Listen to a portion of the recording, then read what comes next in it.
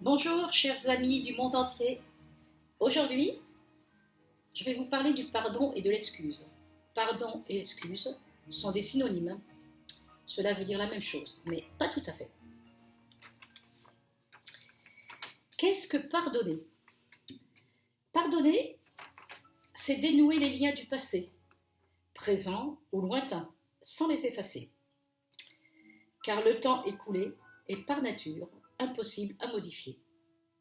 C'est aussi mettre en avant l'amour et non la revanche.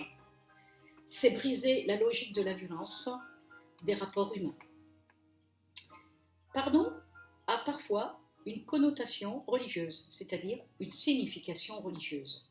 Par, plus loin, don.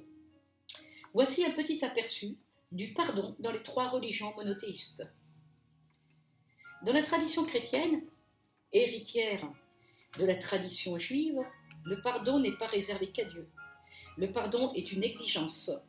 Le pardon fait partie de la prière la plus connue, Notre Père.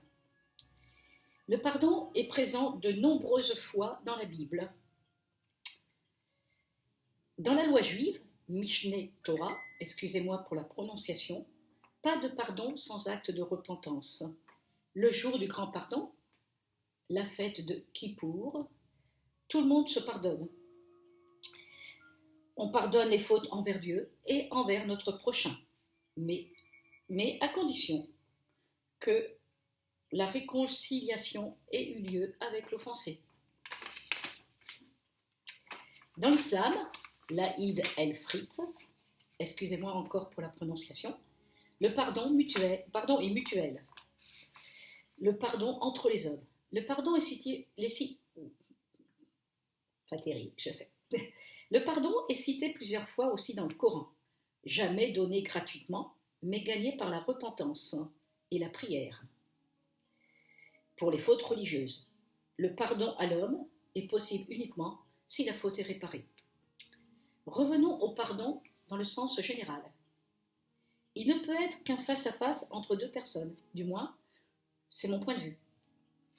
Que veut dire demander pardon? C'est l'offenseur qui demande pardon, l'agresseur, celui qui insulte, celui qui fait du mal, demande pardon à sa victime. Est-ce que tu acceptes de me pardonner? Est-ce que tu acceptes de me faire ce don gracieux qu'est le pardon? Qu'est-ce qu'un don gracieux? Un don gracieux, c'est un don accordé sans être dû, il n'est pas obligatoire, et sans rien exiger en retour.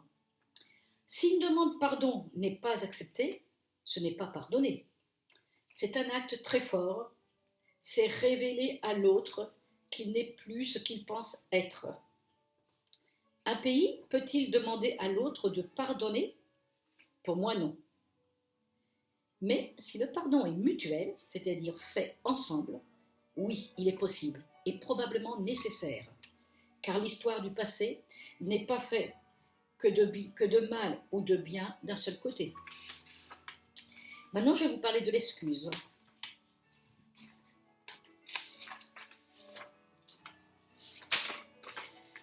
L'excuse serait-elle un pardon laïque? Oui, pour moi, en réfléchissant bien, l'excuse est un pardon laïque. Qu'est-ce que s'excuser? S'excuser, c'est se dédouaner, faire oublier un mauvais passé. Si dans une demande d'excuse il y a une arrière-pensée d'en tirer des avantages, il ne faut pas y accéder. Pour être valables, les excuses doivent être en cascade. Exemple, si les Français s'excusent pour l'Algérie, l'Algérie ne doit-elle pas s'excuser auprès des Turcs, les Turcs auprès des Romains, les Anglais auprès des Français? Je pense à Jeanne d'Arc. Faut-il passer son temps à se justifier d'avoir résisté? Et là, j'ai une pensée toute personnelle pour les poilus, dont mon grand-père faisait partie. Les poilus, les soldats français de 14-18. Je pense aussi aux harkis, les Algériens, les soldats algériens de l'armée française. L'excuse n'empêchera jamais le doute et l'analyse. Chaque pays a son histoire, mais nous n'avons pas tous le même livre d'histoire. S'excuser, se repentir, oppose les Français les uns aux autres, sur des sujets récents et encore très sensibles, voire très douloureux. S'excuser seul relance la polémique. Remonter les mémoires communautaires, c'est favoriser leur concurrence et attiser les conflits et les rancœurs. Y a-t-il transmission héréditaire du statut victime ou bourreau? Non, certainement pas. Parfois, l'excuse peut être positive, et dans ce cas, elle atténue la faute. Je vais vous raconter une petite anecdote amusante, mais que tout le monde fait.